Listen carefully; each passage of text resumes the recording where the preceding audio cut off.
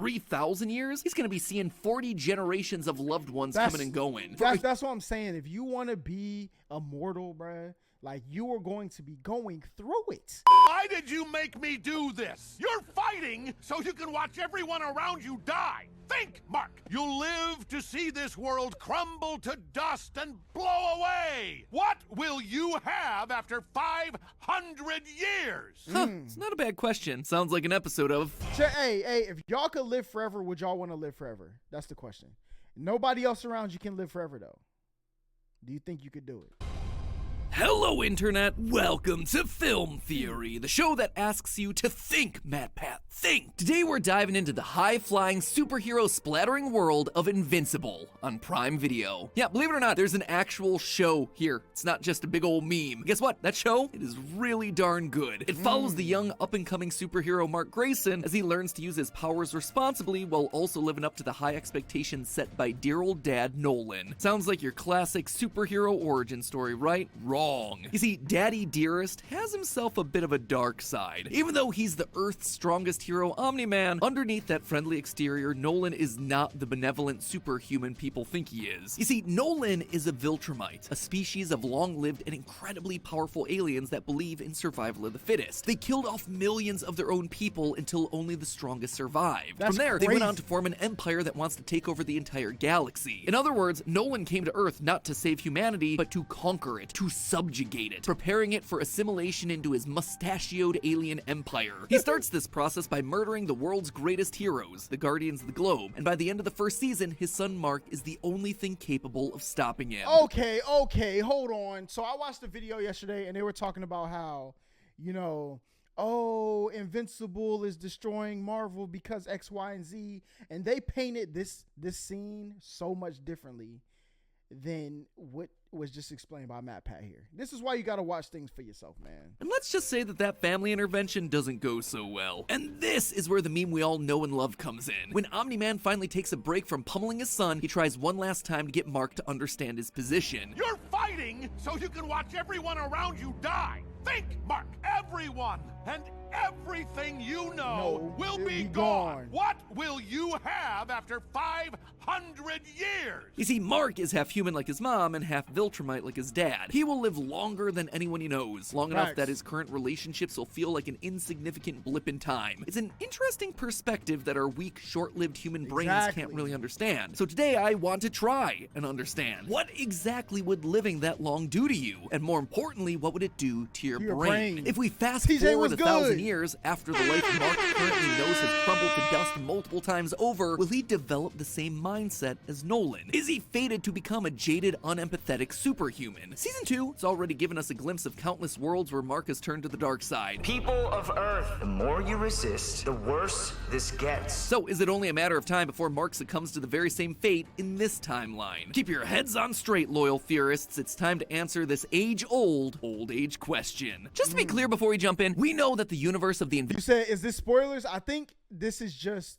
no, I don't think there's spoilers in this. I think they're just explaining the thought process of Omni-Man, you know? Invincible TV show is separate from that of the comics, and some of the events that we reference from the comic canon might not happen in the same way as the show, if they even happen at all. We'll only be using comic stuff to build off of points coming from the show. This is film theory, after all. Cool? Cool. So to kind of head this one off at the pass, we should note that Omni-Man isn't a human. He's a Viltrumite, so despite appearing human, his body isn't going to act the exact same way. The older we get, the slower we age. That's You'll crazy. live for thousands of years. Same thing for Mark. Despite being half human, Nolan says that his alien DNA is so potent that Mark is almost purely Viltrumite. Viltrumite DNA is so pure, you're nearly full-blooded. But because we here at Theorist HQ don't have ourselves access to papers and studies related to Viltrumite brain chemistry, we're just gonna have to move forward in this episode assuming that they're gonna act in a way that's similar to humans. Let it be known, that's not me just making assumptions for the sake of an episode. Clearly their DNA is compatible enough to produce children like Mark. You see, scientists define a species purely based on reproductive compatibility. Can two creatures mate successfully with each other to get viable, fertile offspring? If yes, then hey, they're the same species. If no, or if the offspring offspring turns out to be infertile, then they're going to be listed as different species. Now, I'm not going to go so far as to say that the Viltrumites are humans. Okay, I'm that makes not, sense. but the official handbook actually will. You see, the official handbook of the Invincible Universe expressly calls out in their science and world building section that Viltrumites at one point had human-like lifespans, and that somewhere, roughly 1 million years ago, they likely shared a common ancestor as evidenced by their... See, that makes sense though, because isn't like Superman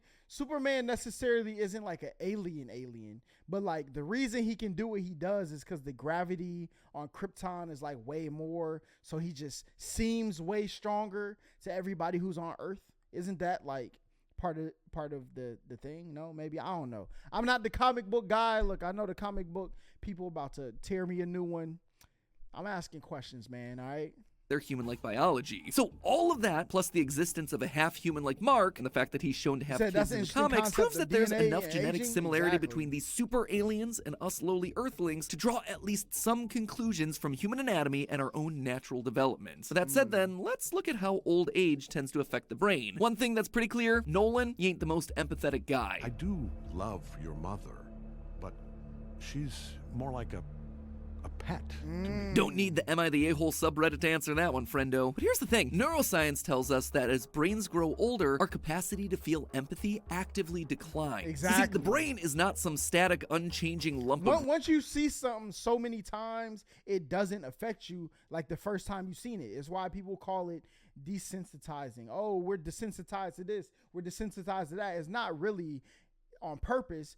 You're realizing what happens in the world more often than not. When you're a kid, you don't see all the stuff, right? But then you get older and you see it a little bit. You see it a little bit more. You see it a little bit more. It doesn't mean that it wasn't happening when you was a kid. You just didn't see it, you know?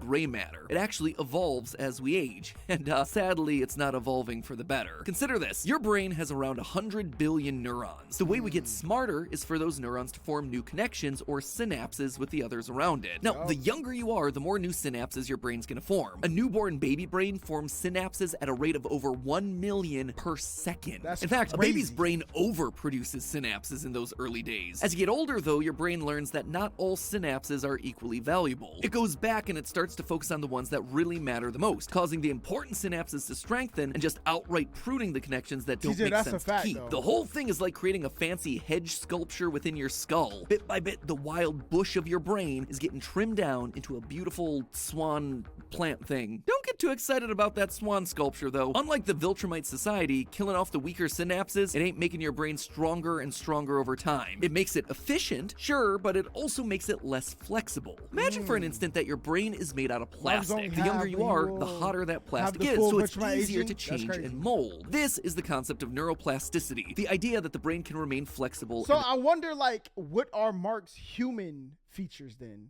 Like, if he's half human, half Viltrumite, what are his human qualities that he has? Adaptive. As you age, though, that plastic brain starts to cool off and get hard. It becomes rigid. As a wise musician once wrote, your brain gets smart, but your head gets dumb. The long and short of all of this is that over time, your brain's neuroplasticity gets weaker and weaker, and that has a direct effect on your capability of growing and changing. That's why older people have a hard time learning new languages, or understanding their grandkids' TikToks, or enjoying the finer artistic merits of Skibbity Toilet and figuring out how a cell phone works. When an older person seems set in their ways, well, that's partially because their brains are less able to process new information and implement neural change. That's like my biggest fear. That's why you got to keep an open mind as long as possible, all right?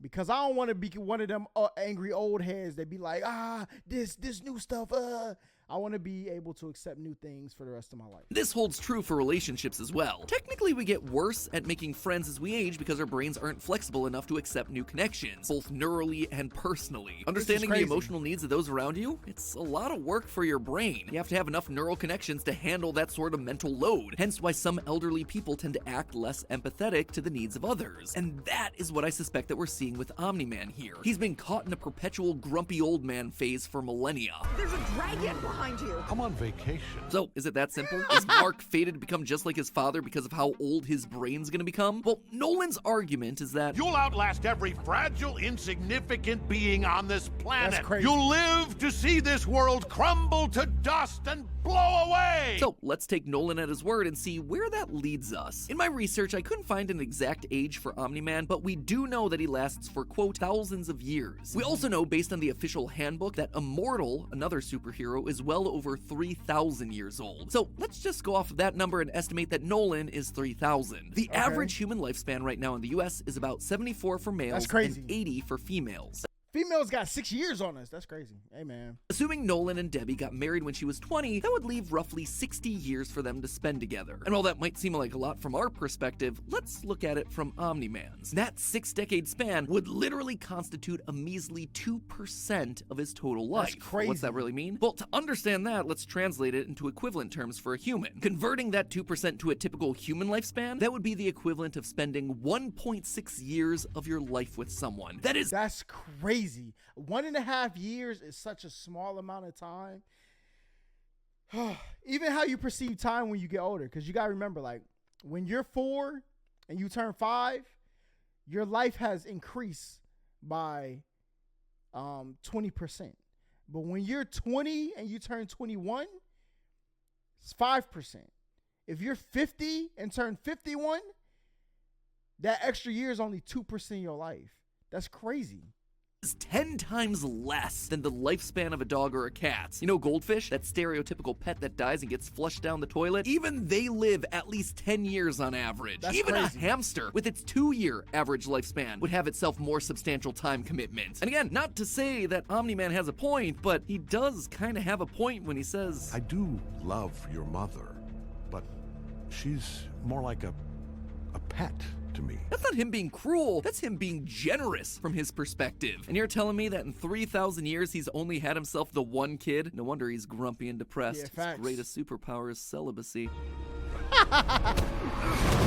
No, wait, never mind. His greatest superpower is that. Definitely that. And let me tell you, loyal theorists, I almost felt every single hit from Omni-Man in that brutal scene, thanks to the sponsor for today's video, Samsung, and their brand new 98-inch Q80C QLED 4K TV.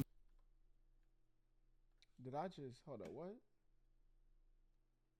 Through the front door. Legitimately, I was Hey, Samsung, send me a TV, man. Hopefully with Amazon loaded on it, so I could get that, because I don't got Amazon. It's the reason I haven't watched The Boys nor Invincible. I'm trying to catch up with the culture, all right? Not gonna regret it. Thanks again to Samsung for sponsoring today's video. And with that, let me turn back into a PNG tuber and dive back into my analysis of Invincible. So just like we don't tend to mourn our goldfish very long after it's given its ceremonial flush, Omni-Man ain't gonna mourn his wife all that much in the greater context of his incredibly long life. Making matters worse, though, is repeated grief. Science has shown that the more frequently we experience something, the less sensitive we become to it. The first jump scare of a scary game? Huge reaction. Whoa, that was the biggest scare ever. The 50th jump scare of a game? Yeah, not so much. And honestly, Hey, I want y'all to know I one tap don't scream, bruh. Not scary enough. it's the same thing with grief. Studies show that when you're exposed to death regularly, you become desensitized to it. Your brain starts to acclimate to the flood of neurotransmitters associated with the emotion. So if Omni-Man is truly living life on Earth and seeing his loved ones wiped out every 80 years or so, in 3,000 years, he's gonna be seeing 40 generations of loved ones coming and going. That's what I'm saying. If you want to be immortal, bruh, like, you are going to be going through it. 40 generations. Imagine seeing somebody and be like, I remember your great grandma do this. That's insane. A human to experience that same thing, we'd have to see the passing of a generation every 2 years. Imagine not being callous and blasé about it at that rate. So while Mark is busy coming to terms with the first wave of people he'll lose to his prolonged lifespan, dear old dad, he's been doing the same old song and dance for millennia. But it's not just old age and neuroplasticity and desensitization to grief and violence. It's also an issue of intelligence. Not only is Omni-Man outliving the people of Earth, he's also outlearning the people of Earth with centuries of extra information That's at crazy. his fingertips. fingertips. He knows cosmic truths that humans would never be able to fathom, and he's had literal 1,000-year stretches to teach himself anything and everything he could possibly want. And again, research has shown that individuals with extremely high IQs tend to have themselves a hard time relating to the people around them as a result. So Omni-Man is... Bro, listen. I know people, oh, you don't need college. I remember my English 1101 teacher said, after college, if you take it seriously, you will find it hard to speak with some people that didn't go to college, right? And I didn't understand that until you try to contextualize things that you needed college to understand. And that doesn't mean everybody needs college to understand it, but most people probably do, right? There's just things that people aren't going to grasp. And that's why I be trolling on Twitter. That, but times because people be saying stuff. I'm like, bro, come on now. What are we doing? 1,000, literally, as he deals with more intelligence than any human has ever had or ever will. How can he possibly see humans as equals if he's talking about conquering foreign planets and we're all busy thinking about the latest season of Selling Sunsets? In short, Omni-Man is literally primed to be the exact person that we see in Invincible. He's a hyper-intelligent, godlike being surrounded by inferior life forms with significantly shorter lives and smaller brains. And worst of all, he's getting older, and his brain is becoming less and less flexible, ensuring he is forever stuck in his ways. Which then begs the question that we started this whole thing off with, is there any hope for Mark? Sure, right now he's holding his ground to protect the human race, but if we were to fast forward 3,000 years for him, would Mark become just as cruel and heartless as his dear old dad? Well, believe it or not, but the answer actually comes down to another superhero on the roster. In the lore of the series, Viltrumites aren't the only long-lived characters. Case in point, the Immortal. If you couldn't tell by the name, the Immortal cannot die. Or, at least when he does die, it tends not to stick. He always comes back. The Immortal can heal from basically any wound, and he seems to never age. We see that the Immortal actually predates most of human civilization, gaining his powers back during the Bronze Age of 3300 BC before living out lifetimes as a medieval knight in 580, and even as President Abraham Lincoln. This man low-key King the Conqueror. In the 1860s. Yeah, that's a weird creative choice. Anyway, considering he's been alive this long, you would expect him to fall into the same sorts of issues that Nolan has, except the Immortal clearly isn't cruel or apathetic in the same way Nolan is. So what's the difference here? What's the X factor for the Immortal? And how is that going to apply to Mark? It actually boils down to three things. The first is the way that the Immortal's powers seem to work. While Viltrumites like Mark and Nolan are long-lived and can heal from pretty bad injuries thanks to the smart atoms that are floating around in their bodies, they can't come back from fatal blows like the Immortal can. We see tons of Viltrumites dying both in the comics and in the show's flashbacks, but we see the Immortal come back from practically everything in a way that's much more akin to the classic healing factor that you see with other comic book superheroes. That means that he's constantly replenishing all the various subsets of cells within his body, which would include the neurons in his brain. Unlike a typical human or Viltrumite brain, where neurons tend to hit a wall before the numbers slowly decline, the Immortal's brain is constantly being replenished, meaning that it's always staying that nice, hot, moldable plastic. Like a youngster, the Immortal would be able to quickly adapt to changing circumstances, also explaining how he's able to master the hundreds of languages and cultures that he's lived through during his extended lifespan. This one, sadly, doesn't really apply to our Mark example, but it had to be called out because it is a significant factor in his success. The second factor that sets the Immortal apart from Nolan is his relationships. In the character handbook, it clearly states that the Immortal's relationships with other heroes has given him a renewed passion for life and established closer connections with friendships and teammates. He's in partnership with Duplicate. He's leader of the Guardians of the Globe. The Immortal has a sincere kinship with the people around him, despite his incredibly advanced age. And this adheres to what we read about in real-life science. Studies into the factors that give people a greater sense of empathy deeper into their lives. I think that's why when they say people have kids, when you have kids, you get your second life, right? Because it's like, oh, now you go back to learning again, right? Because when you're born, you're learning, right? But then you have to learn to teach, which is a whole nother life that you have to take in. And then when your kids have kids, you get to do it again, right?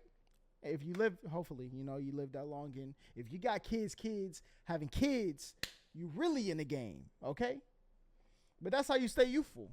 So time and time again that social interaction is key. Spending time with friends, building and maintaining social connections, they are some of the best things that you can do for your brain's health. It exercises that brain's empathy muscle. But if those muscles aren't worked out, well, they start to atrophy and die. Case in point, Omni-Man, a loner who never truly buys into the whole team dynamic of the Guardians. He is sent by the Viltrumites to Earth, a forgotten foreign planet, and he's stationed there alone. He's a sole soldier waiting for the right time to strike. He is isolated completely on a planet full of aliens. Even his cover job as an author emphasizes this loneliness. He's not going into the office alongside a bunch of other co-workers. He's at home alone writing books. Every element of his existence has primed him to lack empathy. So Mark, spending time with Bro, this sound like some content creators too, I ain't gonna lie. They be in the crib, they go outside, they be like this.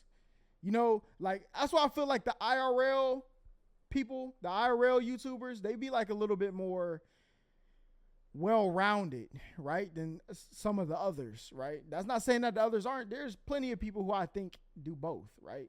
But a lot of times I see people, they become this thing inside the house, but then they never go outside. And when they do go outside, they're not interacting with people who don't already do the same thing as them.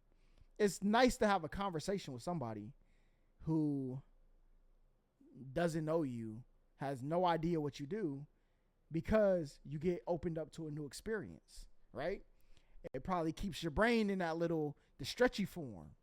Come on, man. Eve and Amber, other superheroes like the Teen Team, that is the sort of Quinn thing was that's going to good. keep him grounded. Those relationships would presumably help him stay firmly rooted on the side of good and not join the evil space mustache empire years later. He is starting off with a good The mustache empire, what does that mean? What do you mean by that? Huh? What you mean by that? solid foundation of empathy as a kid, which segues nicely into important point number 3, the most important thing that the Immortal and Mark share, being born on Earth. The peak time for children to learn empathy is before the age of 9, and they learn it by watching others. As babies, we can feel and respond to the emotions of our caregivers. As toddlers, we learn more about how others feel, and we might try to comfort them when they're upset. As we grow older, especially in preschool and early school years, we get better at understanding different emotions and realizing that people might see things differently than our perspective. By middle childhood, we become even more skilled at understanding others' feelings and needs. It keeps developing as we grow up, but our foundational understanding of it has to happen in these early childhood years. The Immortal, he was born a human. He grew up with the social customs and teachings of a human race where empathy is an important part of survival. Mark, same story. He has a compassionate human mother and a dad that,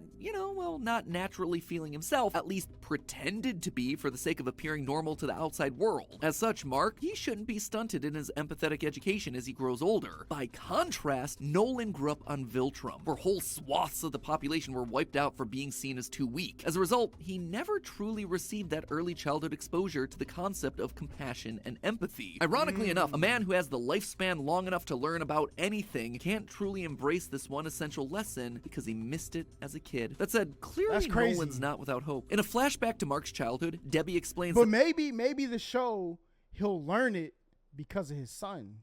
Come on, man. My day's going good, Quinn. How your day going? that as people grow older, they forget to experience the joy and excitement of the world around them, but that children can be the vehicle for adults to remember all that. A way for them to feel empathy again. I told to y'all. see that life can truly be fulfilling. Like I and wrote the interesting. script And the myself. thing that finally breaks Omni-Man, Mark's answer to the very question that started us down this rabbit hole in the first place. What will you have after 500 years? You, Dad. I still have you. It's Nolan's love for his son Mark over his sense of duty to the Empire. This shred of empathy and compassion that finally breaks through. That's what's so beautiful about this answer. Mark being the thing that grounds his father, that That's makes him crazy. have a change of heart. It isn't just a powerful piece of Invincible's thematic storytelling. This is a real scientifically backed phenomenon. One that shows us that we're never too old to learn, to feel, to help others. Come on That now. right there, that is the true superpower. An emotional strength that can truly make you invincible. Unless, someone actually attacks you with a weapon, in which case, no, you're not. You're just done. But hey, that's just a theory. Up I'm good. You had a dream about Wanda from and One cut. Piece. Hey, listen, this was a banger, all right? Listen, I got to watch Invincible now, but he was spitting because this is something that I think a lot of people haven't thought of, okay? Would I want to be immortal? Would I want to live forever? And the answer is no. No. Why would you want to do that? No. No. Because the beginning of the story is beautiful because it gets to end. Like, I think that's like the beauty of life, is it begins and it ends. But if it begin, imagine something. Give me one thing in life that if it started and it never stopped, you would be like, that's fine. Now, a lot of y'all prep eating. Oh my God. But imagine you keep eating. Eventually your body is going to tell you to stop eating. It needs to stop. It has to. Running. Some people feel, enthusiasm when they're running. Oh, I feel so good. I'm running. You run for about 50 miles, your body's going to tell you to stop. Drinking water, okay? Now, maybe I skipped the obvious one. What about Holla? What if I get an unlimited entry access to Dooneyland? All right? Then what? What would you say? Listen, after the third or fourth time, you're shooting dust. You're done. All right? You're going to hope that it's over. Your body's telling you it's done. So I think ending an experience is the only way you can get the fulfillment of the experience starting again. All right. And yeah, so I wouldn't want to be, but some people, I've asked other people, would they want to be immortal? And they're like, yeah, I would. I'll see so many people. But yeah, what they said is I get to pass on so many stories, which is nice. But what happens when you're the person that everybody depends on to tell their story to, right? And now everybody's trying to find you. And now you got to hide away from the society you want to be. Hey, it's deep, man. It's deep. But that's a story for another day. That's just a theory, a Holla theory. You know what I'm saying?